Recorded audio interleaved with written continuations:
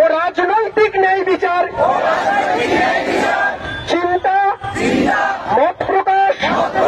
বিশ্বাস, ধর্ম এবং উপাসনার স্বাধীনতা, সামাজিক প্রতিষ্ঠা অর্জন ও সুযোগের সমতা প্রতিষ্ঠা করতে পারে এবং তাদের সকলের মধ্যে ব্যক্তি সম্ভ্রম ও জাতীয় ঐক্য এবং সংহতি সুনিশ্চিত করে সৌভ্রাতৃত্ব গড়ে তুলতে আমাদের গণপরিষদে আজ 1949 সালের